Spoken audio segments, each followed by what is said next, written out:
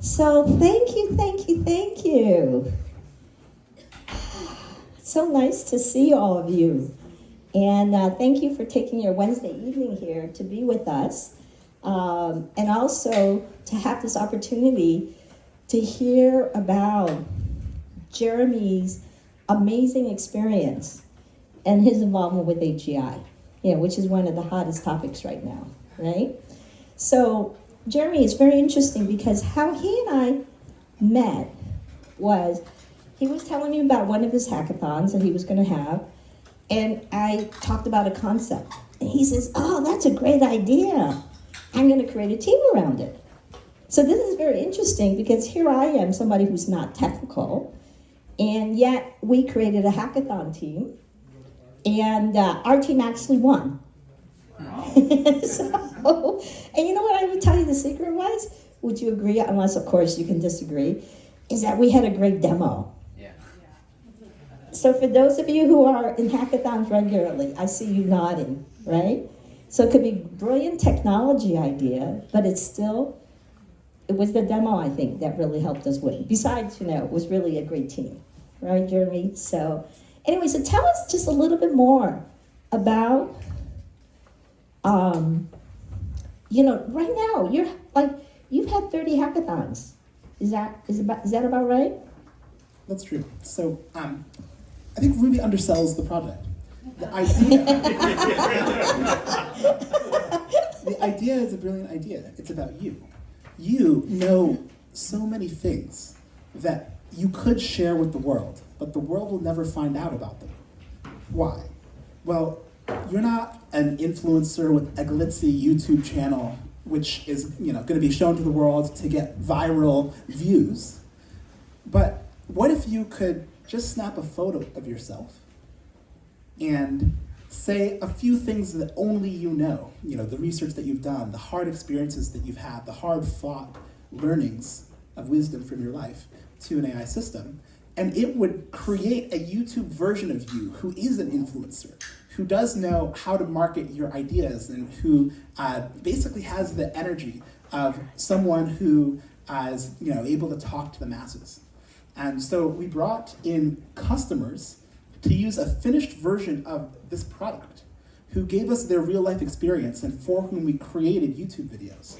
And they stood up in front of a crowd of people who knew that the project had been started just that day, but already had paying customers, and was a functional company where we were sort of spreading the money between us, and the users of our product showed off their YouTube videos showing what they knew about running hypermarathons or what they had learned about spiritual experience in front of the crowd.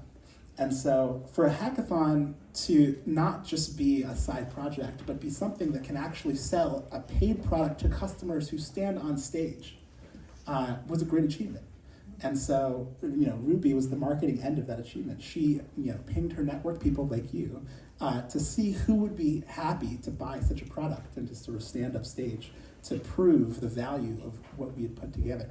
But it's a special moment and a question, right? Can a hackathon be the genesis of a company? Can an informal collaboration between friends potentially turn into something that transforms people's ability to share their learnings with the world? Mm. So, there's a hackathon, at least 2 a month here, all right? And the thing that's amazing about them, I've been to a few of them, is that they're really such cutting edge. This is a great way to really learn what's the latest. The other one I was at was BCI, brain computer interface. And the things that I saw were really amazing. So Jeremy, his vision of really creating an environment where we can change a trajectory of humanity. And part of the reason he's been doing these hackathons, as you say, is that you want that opportunity for people to come here and do the research and play together. Yeah. So what are some of the others that you've done here that's been really interesting, that's really been cutting edge, that people may not have heard about yet?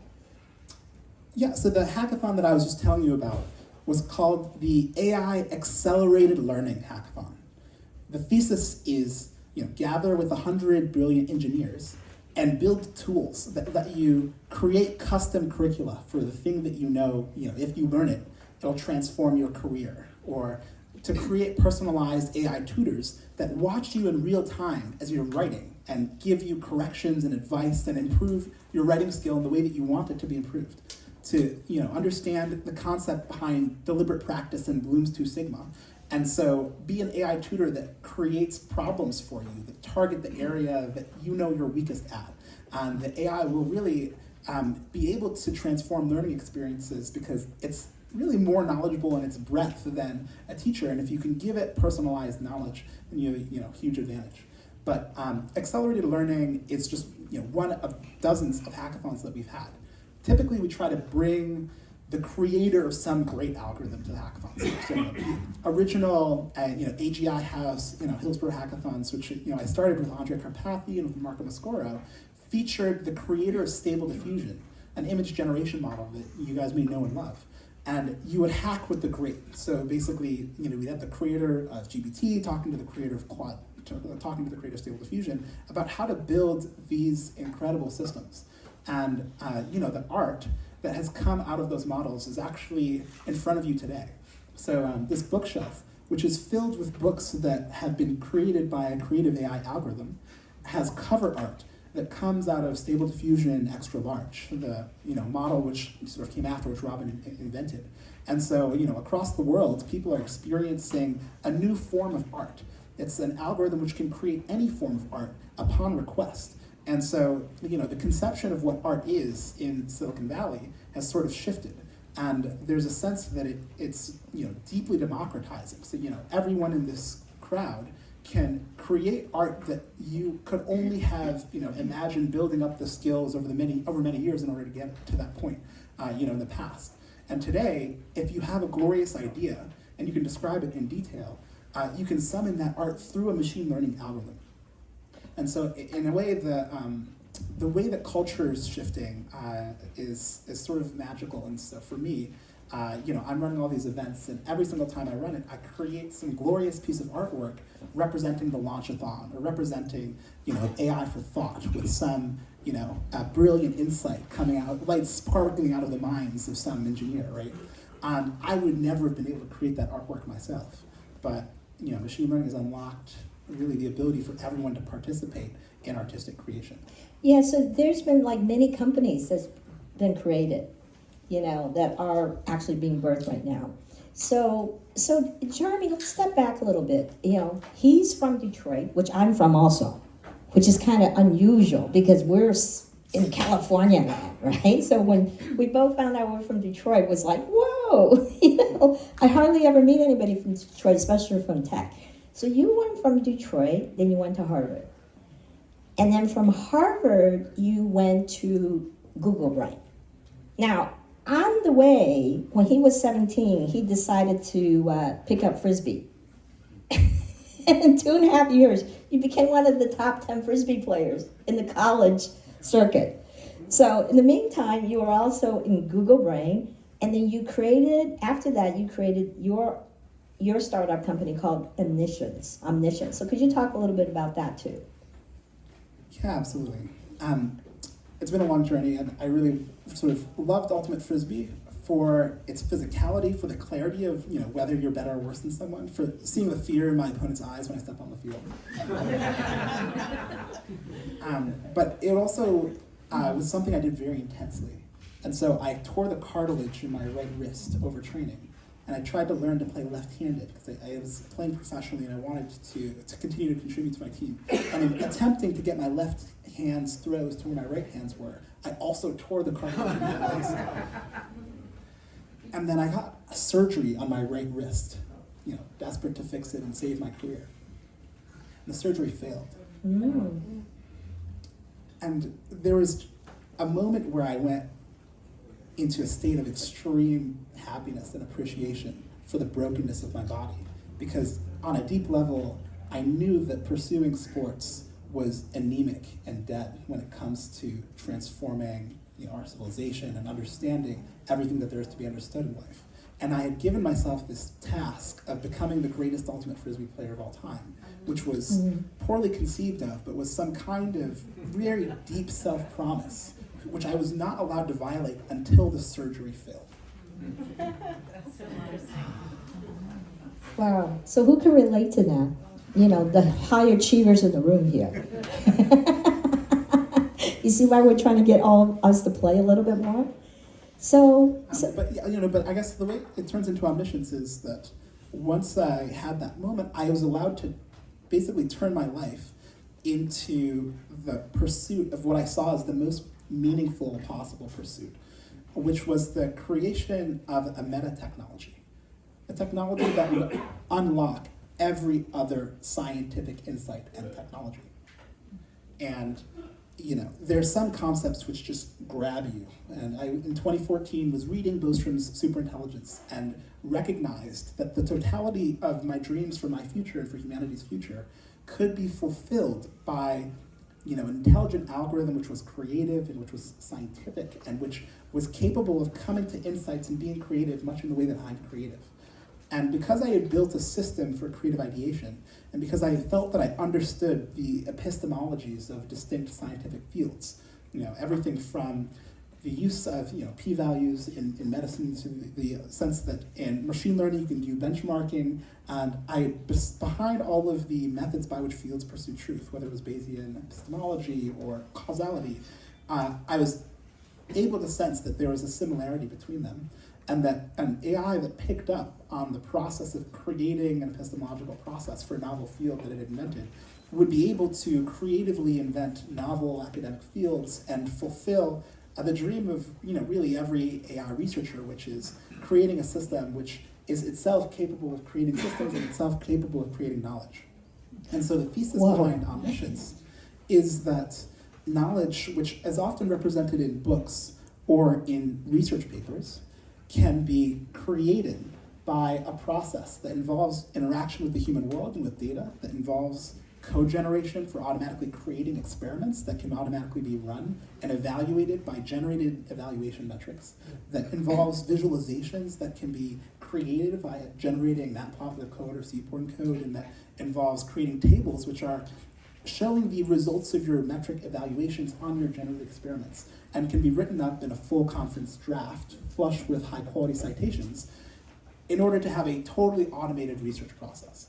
And so our most recent product release was a research generator, which much in the line of the book generator is long form, coherent text generation, based on either a prompt, so a description from you. If you want a lit review, you can get a literature review, but often based on data, which creates actual knowledge that's grounded in the evaluation of the data source that it's been given. And so it really is an attempt to fulfill a decade-long mission to create a process that can fulfill all other dreams. So say you're interested in climate technology and you want to understand how do we make progress in geoengineering, or how do we develop fusion reactors. And you might say, well, an AI scientist that can read the totality of the literature and create hundreds of hypotheses and evaluate those hypotheses against experiments that it itself is coming up with, is the kind of system which could invent new approaches to these problems. And so my hope is that we can push this technology to a point where all other technologies are made viable, even technologies that we can't imagine, where fields don't exist. And the model is creative in that it undoes the underlying assumptions behind our academic categorization scheme, and can sort of create fields from whole cloth. Okay, wow. Let's all take a big breath. So thank you, Jeremy. Thank you, Jeremy. The really deep foundational possibilities that exist right now. Okay. So back to our theme, is we had a very ambitious theme called AGI, Renaissance for Humanity.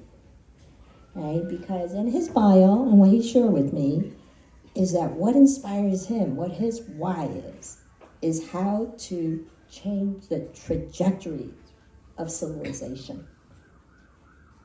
All right, now those of us who are involved with AI, we know that promise is possible. Okay, so we know that, and that's why we're involved with it. So, but let's directly head on talk about the fear.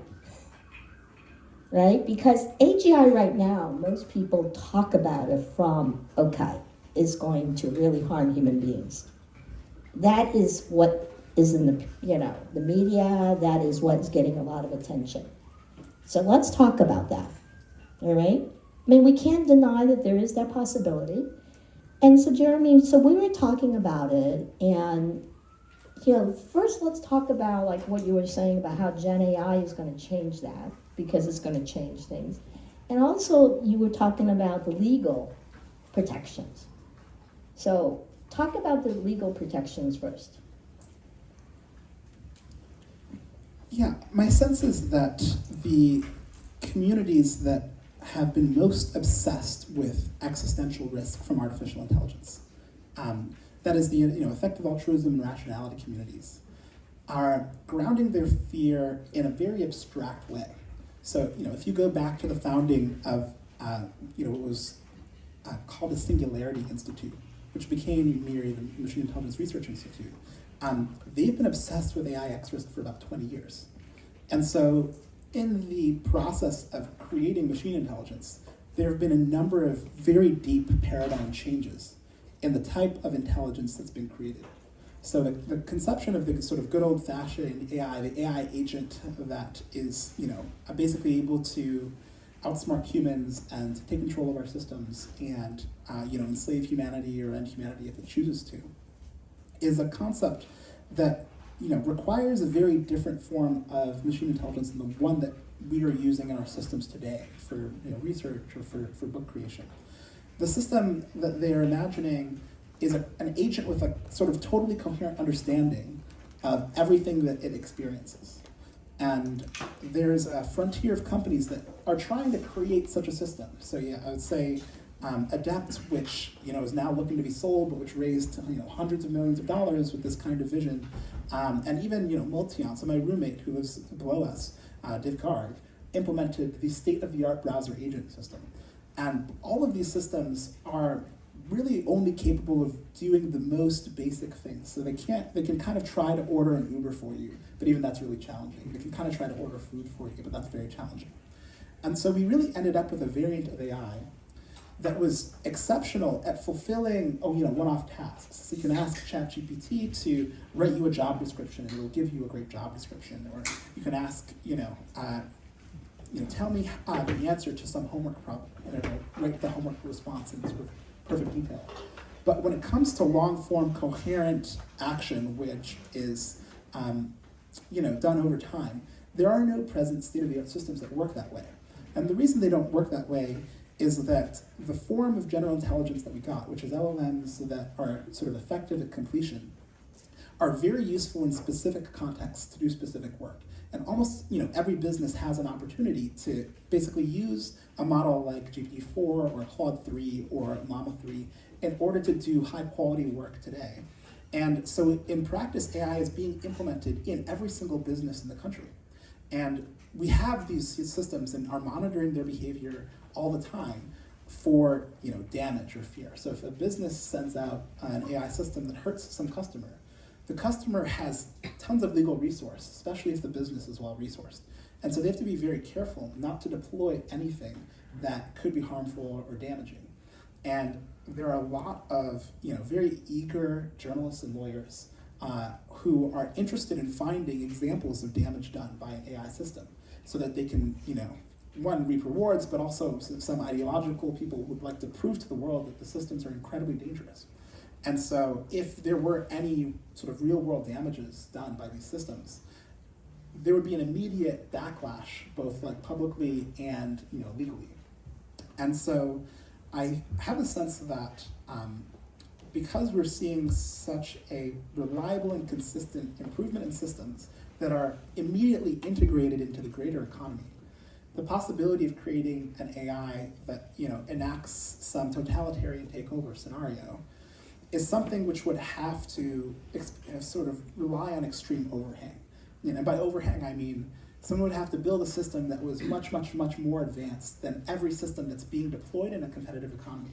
And it would plausibly require years of independent research in order to build such a system. And it would be immediately sort of commercially advantageous to deploy the incrementally better version of the system for whatever actor was developing it.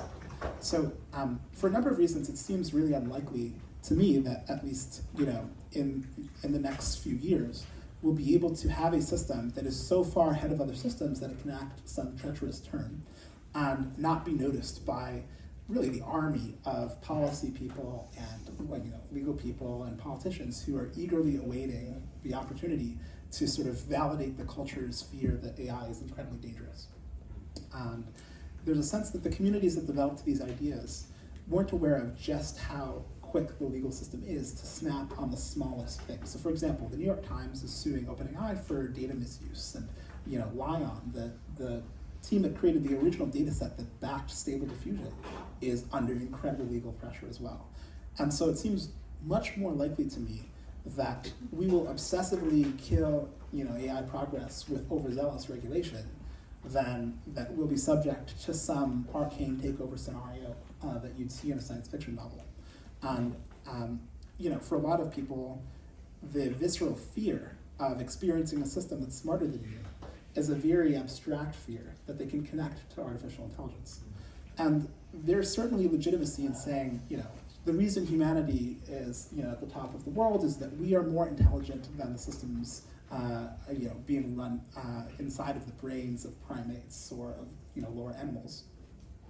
And it's challenging for me to connect the abstract fear to the empirics of what's being deployed today. So exactly which LLM completion is the dangerous one, And so from a very practical perspective, it seems like we've gotten a variant of AI which is not only very beneficial when it comes to teaching yourself something or doing intellectual work or creating novel art or creating novel music, but which is also very safe by default. And we should consider ourselves basically blessed to be in that world and certainly be vigilant for takeover scenarios. But as far as I can tell, we already have systems in place that are incredibly capable of protecting you and I from dangers like rogue artificial intelligence.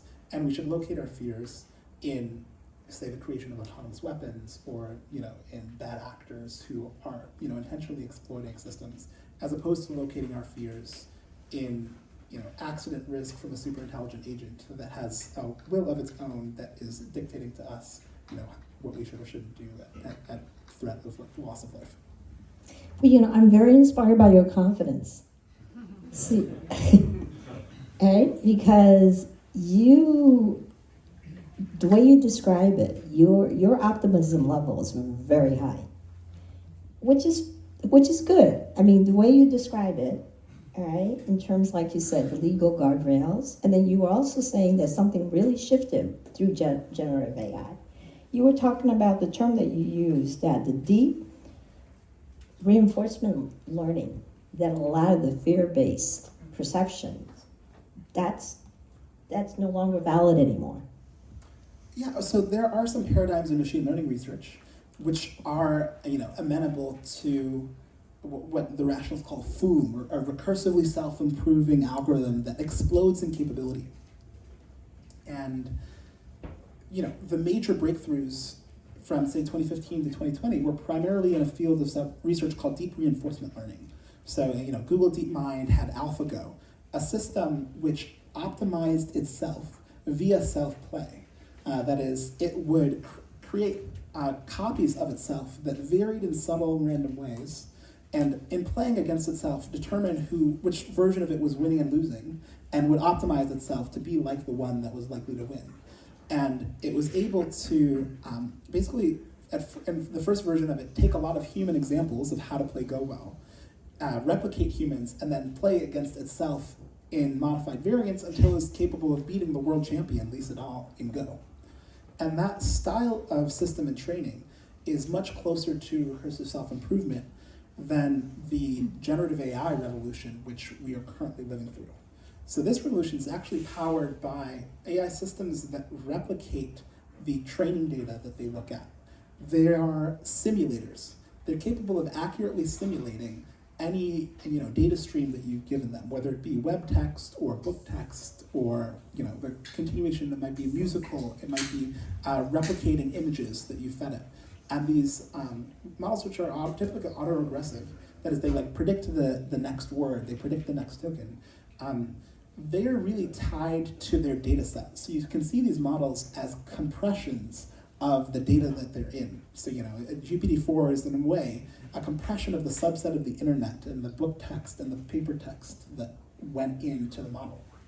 And it's in accurately replicating the behavior of the training data source that the model is effective. So it's not a self-play system or recursively self-improving process. And so there was this pretty big transition. OpenAI went through it. They had a DotaBot, which was based in the deep reinforcement learning paradigm. It was called OpenAI 5. And they had a big event where they played against the best Dota teams in the world, and their bot was able to win. And they really had to be pretty disciplined to scrap that research direction in favor of what Alec Radford and other people have been working on, which was a generative, pre-trained transformer, a GPT, which was working in the realm of language rather in the realm of video and sort of streaming video data. And that paradigm ended up being much more potent for real-world value and real-world work than deep reinforcement learning. Yeah. I'm curious, how many of you are deep AI and ML people in here? Okay, so maybe about 20% of you. All right.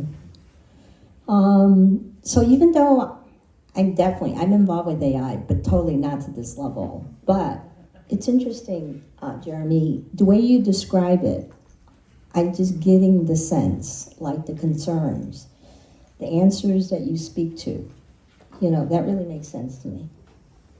So we'll take some questions around this area later, because I imagine there's still some skeptics in here, right? So again, we'll be happy to take your questions. But I wanted to address that head on, because that's I'm sure on everybody's mind, all right?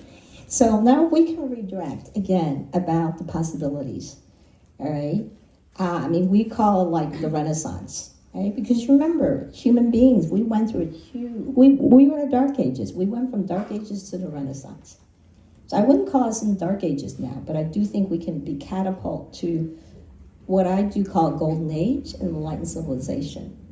Okay? So when we are talking about it, we're saying, God, it will impact every single area in our lives, right?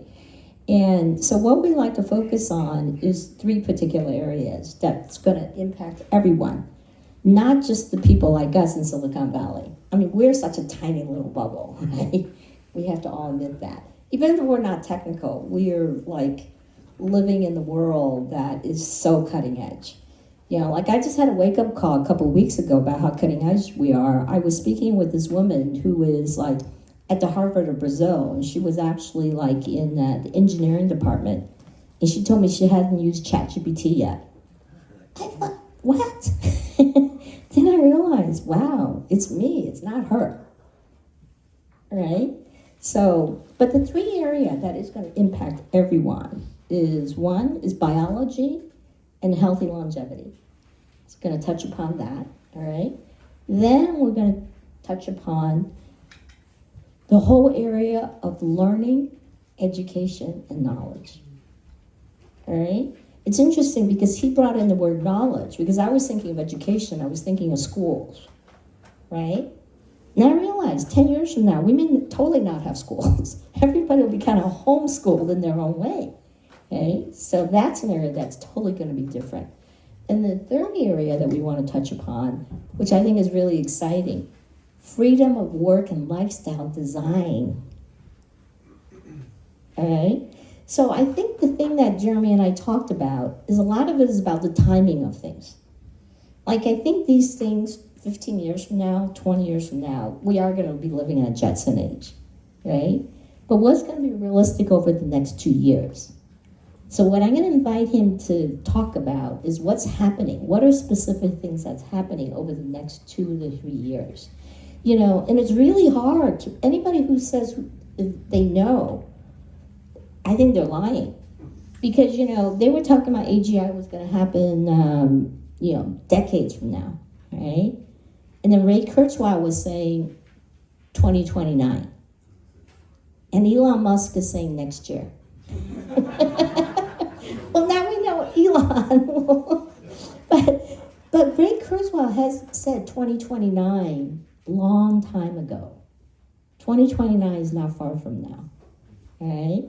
So let's talk about, okay, so the first thing, what excites you the most about what you feel happening within the next 2 years in the area of biology and, healthy longevity?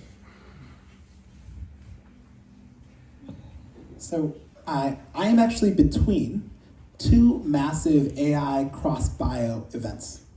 One is a huge hackathon hosted here with the creators of Future House, who are building an AI agent for biological research. And the hackathon featured, dozens of projects that were using artificial intelligence to improve biology. So, for example, Stanford students brought microscopes to this house and invented a system for automatically counting all of the cells in the microscope, and launched this as an app that could be attached to any microscope in the country. At the house 3 weeks ago. And in 2 weeks, we're having this bio hackathon with HF0, with a number of really brilliant PhDs in bio, who I hope can improve on systems like the ones released 3 weeks ago, which is basically you're able to train custom models that output different kinds of protein. So a team out of Berkeley invented a modification of the CRISPR-Cas9 system, which is the state-of-the-art system for engineering your genome. So, inside of every cell, you have a, genetic code, and the question is, can you develop proteins that, with precision accuracy, snip the codes in your cell and modify their contents to be what you'd like it to be? And the challenge with Cas9 is often you'll get cutting errors. You'll get deletion errors, you'll have cuts that might be in the wrong place, you'll have conflations. And what this team did is they trained on the entire space of proteins that are similar to Cas9, and then had their model generate optimized variants of the protein. And the AI invented what's called Open CRISPR-1, which is a precision editing protein that outperforms SB-Cas9.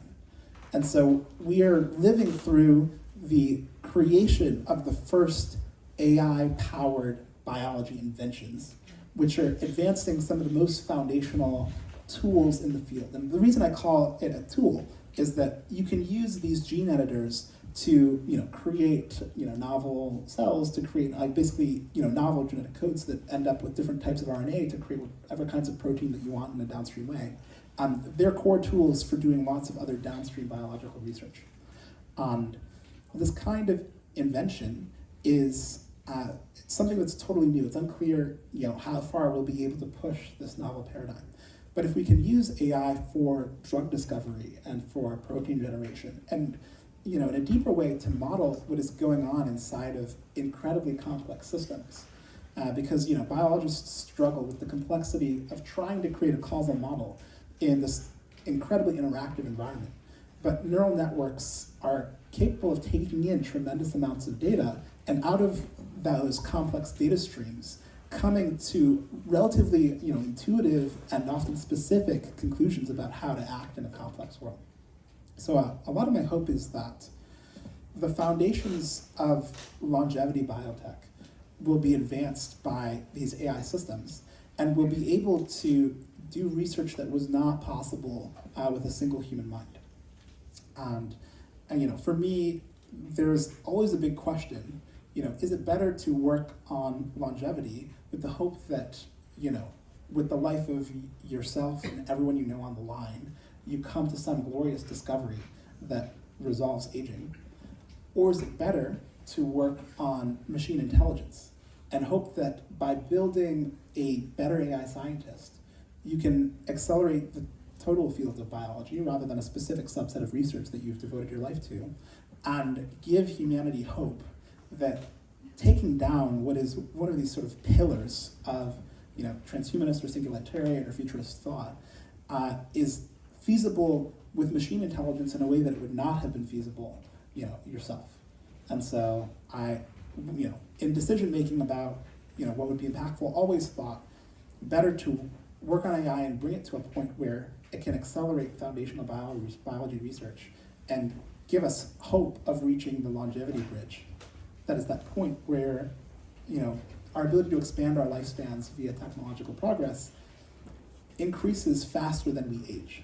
So can I get more than a year of life out of the next high-quality oncology treatment, out of the next the solution to Alzheimer's that has come out of some creative AI model? Can I get more than a year of life out of this than I lose? And in making it to this bridge, have a chance of living interminably into the future, and potentially living to a point where we understand the aging process deeply enough for it to be corrected and reversed. And I think that in the last 2 years, really since the release of general models, there's more hope for living, indefinitely than there has ever been. And that's why I invest so deeply in this bio cross AI, paradigm. It's really hope that these tools have given us. So how many are involved in the health arena, both physical health and emotional well-being? All right. So yeah, just health at all levels. All right, because biology is not just the physical; it's also the emotional and everything. So I think if this moves as fast, I think a lot of companies, they may have to rethink. Right? How do you take advantage? Because this is going to be moving so fast. So I think it's very profound. And when he was talking about like the longevity bridge, I says, what's that? He's saying, well, the possibility that people can live like potentially indefinitely. Not in the next 5 years probably, but just think about this again. Yeah. So I was saying to him, well, does that mean everybody under 30, they can live forever if they choose to? Is the technology going to evolve that much over the next 20 years? I see somebody nodding. So really, this is so mind-blowing, isn't it? This is, we're in this world, but this AGI, and I really, artificial superintelligence. So I really got now, all this is going to allow us to become superhumans. So I think that's going to totally be within reach with all of us in this room, regardless of how old we are now. I would say within 10 years. How can we become superhuman? So how do we want to design for that? Start thinking about that. So the next area is, I really like the way you talk about learning, because we all know that's going to be personalized. Education system is going to be totally changed. There's some Minerva students in here, including David, who's our video. They're very innovative university where they don't have physical space. They go to a different location every quarter, right? And they're actually the most difficult university to get into the whole world, and they have students from all around the globe. So that's like a model, and it started many years ago, right? So that kind of model is probably going to happen for, school everywhere. So I really like what you were talking about is like, rather than thinking about education and schooling, think about it from a knowledge perspective. Can you talk about that? That really opened up my eyes. Yeah, I guess, raise your hand if you know a student who's cheated with artificial intelligence.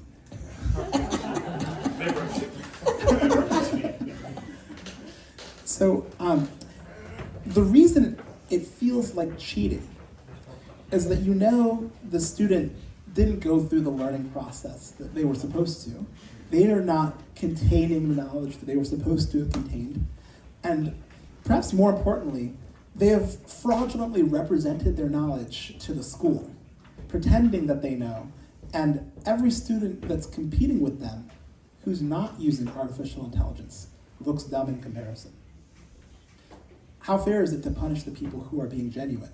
And I think that the reality is that because of the tools, we have to change from a model of education which is centered around basically memory and regurgitating knowledge to a model which is about advancing knowledge and creating knowledge. Because as soon as you're in the frame of what knowledge can I create, suddenly the AI, rather than being a cheat, is one of the most valuable assistants in the creation of new knowledge than could exist. And so I want to claim that almost every learning process can be made into a creative process. Let me give you an example. Say you're teaching a child addition, subtraction, multiplication, times tables. What you'd love is for your child to not only understand the surface level of what addition and multiplication are, but understand the structure behind them. So it's one thing to memorize 4 times 8, to memorize 6 times 9, but it's another thing to say, recognize that multiplication is repeated addition, and then recognize that exponentiation is repeated multiplication, and maybe even recognize that exponentiation is repeated addition multiple times. So you're sort of recursing on this addition concept. Or recognize that subtraction is inverting addition, or that division is inverting multiplication. And so when I was a kid, I actually was surprised that we didn't frame everything around addition.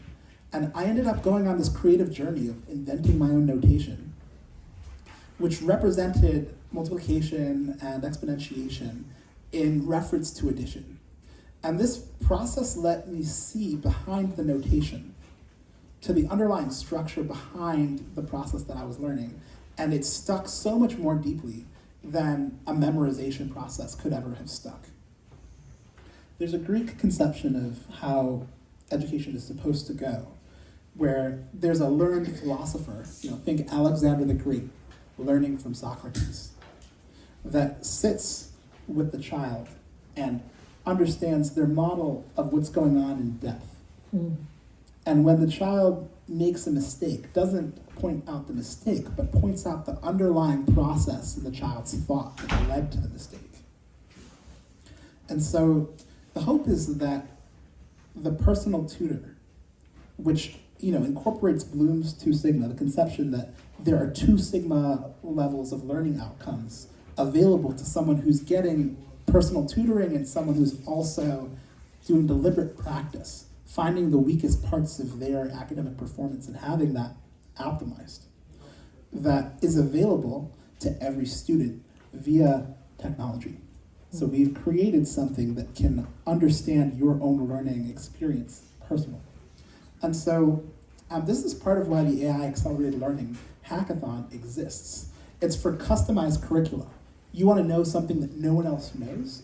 Well, here's all of the research papers that are surrounding that subject, which you could never have found via Google search or some other method. You say are interested in memory. You want to remember some tremendous amount of knowledge? Well, give that knowledge to an AI system, which will create a spaced repetition process for you to make sure that you remember everything you're interested in remembering. If you're interested in evaluating your knowledge, generate the quiz or generate the test that goes along with this book that I've read, for which there is no test. And then evaluate my own responses, which are long form, in a way that is sort of contextually relevant to the material. So all of the things that a teacher does can now be personalized and in many ways be done by a super intelligent large language model that is able to watch you as you're thinking and criticize that thinking and improve your thinking.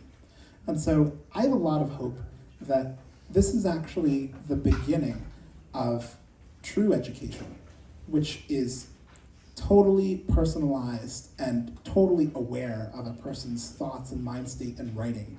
And that the ed tech companies and projects that come out of Silicon Valley will be able to create a generation of children that are on a totally different level and whose creativity is beyond bounds, and who really have a deep sense that intelligence is right there for you.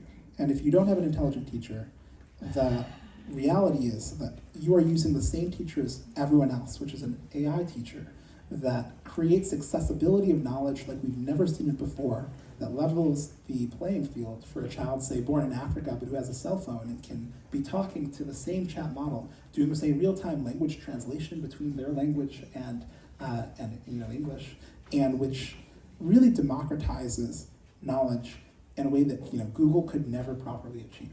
So there's a sense that we are sitting on a gold mine of possibility, and it's up to the investors and entrepreneurs, in Silicon Valley, but also elsewhere, to capitalize on this opportunity for learners everywhere. So how many of you are involved with EdTech in here? Quite a few of you.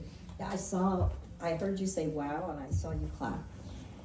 Do you see, my mind is totally being blown about the possibilities.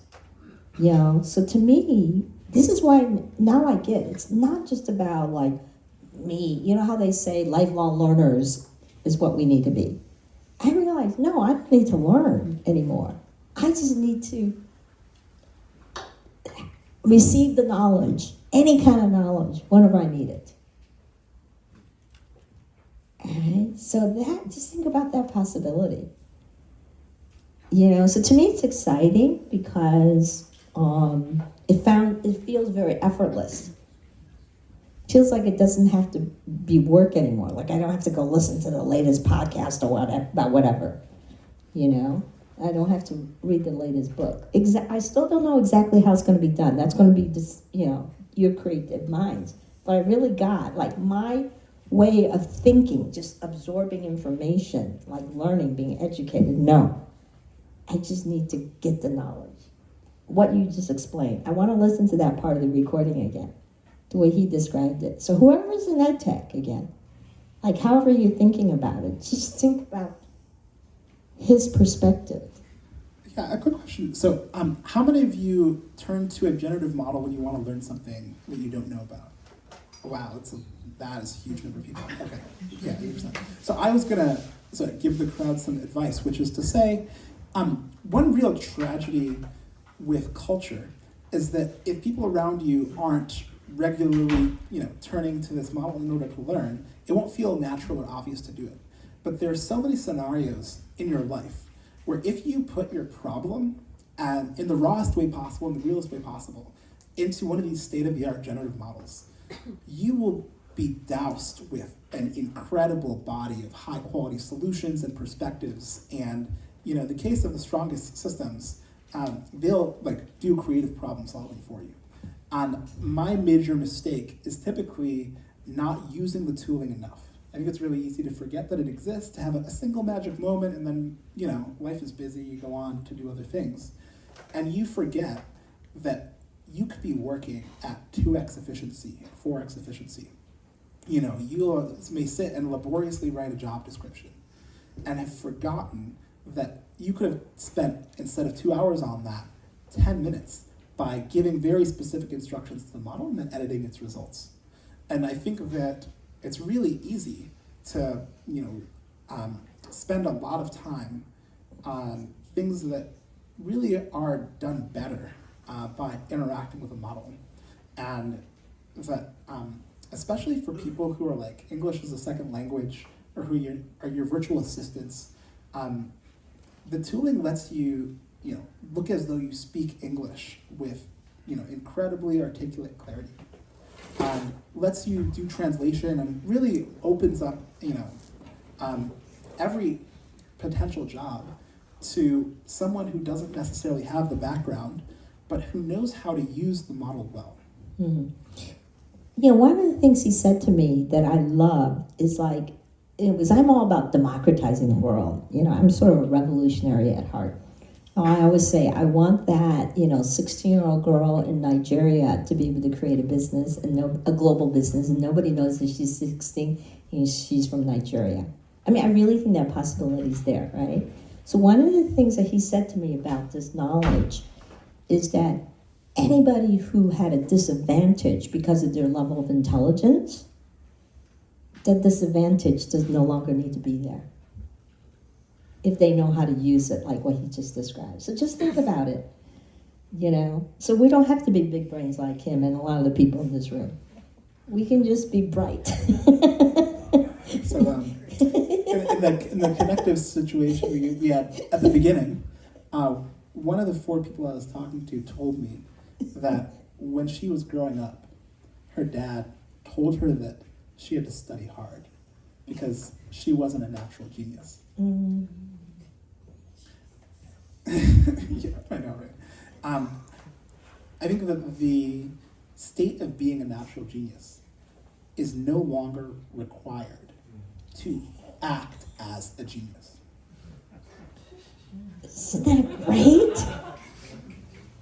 Isn't that great? Just think about it. If you're willing to use a research paper generator that creates solutions flush with dozens of citations in the face of a problem that your manager or your supervisor comes to you with, you can send them a response of such quality that they will, one, know with certainty that like you could never have done it yourself, but second, be blown away by the level of response that they got to their request. And to the degree that they're interested, not in an arbitrary credit assignment problem, but in producing functional results for a business or for an academic lab, there's a real possibility to dramatically increase the number of results, the quality of results that you get in what you're doing. Yeah. And people feel limiting beliefs around feeling replaced, around feeling like it's not them, feeling this sort of loss of identity. And so don't embrace something which, if they truly cared about the outcome, if they cared about performance, would be something that they embraced in totality and pushed to its very limit. Well, so let's wrap it up. This totally kind of goes into life design of our life and our work. Okay? So we're going to be these superhumans, physically, emotionally, and health-wise. We're going to be super knowledge machines. Okay? Rather than calling knowledge machines, how about knowledge humans? So what are your comments then? What could we be doing now, really be working towards, the life that we want to design for ourselves and the work that we want to design for ourselves? Isn't that everybody's dream? To have the freedom to express what you want to express to the world. So I guess first I want to make a few comments on the concept of lifestyle design. So the idea for AGI House is really something that is rooted in co-living.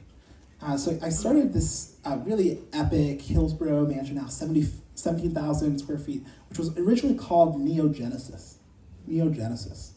And it's really a creative idea. The idea is, you can't afford a glorious place by yourself, but you and 10 friends probably can. And, it might turn out that it's cheaper, actually, than whatever you would have done by yourself. But you end up in a glorious place to which you and your friends co-invite all of the, brilliant and insightful friends of yours to have incredible, conversations, connections, relationships, and to co-create the future together. And it's, always the case that you are going to live somewhere anyway, right? It's not as though your lifestyle is set up so that you don't live anywhere. It's just that most people are really uncreative when it comes to, these sort of central parts of life and take for granted the options available to them.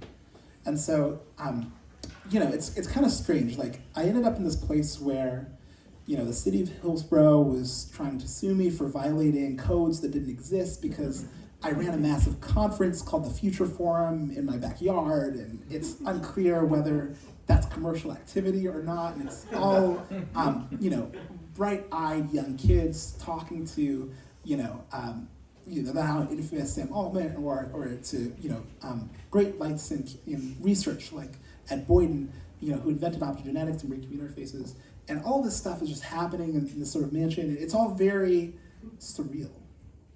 But it's a creative idea.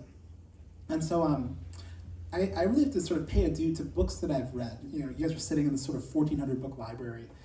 So I want to call out James Altucher and Tim Ferriss. So James Altucher has this concept called the idealist, where every day you come up with 10 ideas. It could be about anything. It could be about how you're going to use AI to learn. It could be about your relationship and how you're going to fix it. It could be about ideas that you have for your future and visions that were never manifest. But I set a timer every day for 10 minutes, and I generate 10 new ideas.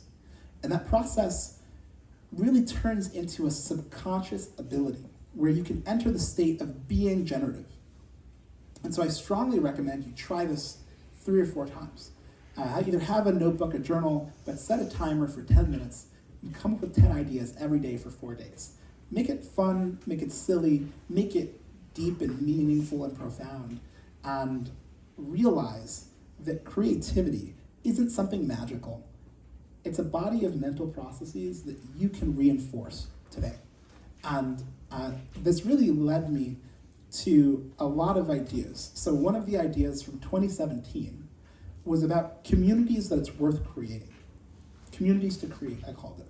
And it was an idea list. So I put 10 minutes up and I just went through all the communities that I wished existed. You know, memory and personal knowledge management. I wanted a community for that. And that turned into the Memics meetup, where myself, David Holtz, Andre Karpathy, a bunch of people, this is David Holtz before Midjourney, right, before he created Midjourney, we're just hanging out at the archive at another group house, talking about the way we managed our knowledge. So I have, dozens of docs, my friend Connor Witzloff, the CEO of Rome, who lives here, he created his own software system for connecting ideas to other ideas. Basically, everyone was talking about how to optimize your second brain, your mind outside your mind. And, as simple as Apple Notes to as complex as, as Zettelkasten with connected things everywhere. Communities to create, machine learning hackathon community. So I was a part of the opening hackathon in 2018 and loved the idea that you can break all of the corporate barriers and academic barriers on the weekend and just do something fun with people who turn into your friends quickly as you co-create projects. Because there's a tragedy of working at Google Brain and feeling some anxiety that if you work with someone at Facebook AI Research or at Microsoft Research or at OpenAI, you are violating your employer's intention. And there's something beautiful about a context which is familial, a house, where you sit with friends and you forget about your affiliations. You forget about your promised duty to some economic incentive structure that you really don't even endorse on reflection. And you create for the sake of creating in a way that's, totally self-expressive. So I want a community for that. And so anyway, the idea of lifestyle design and all of the group houses came out of this creative process. So I just strongly recommend looking at every aspect of your lifestyle and asking, what's never been done before that I would love to do? And how can I make that creativity a part of the lives of my friends and my family? That is so beautiful.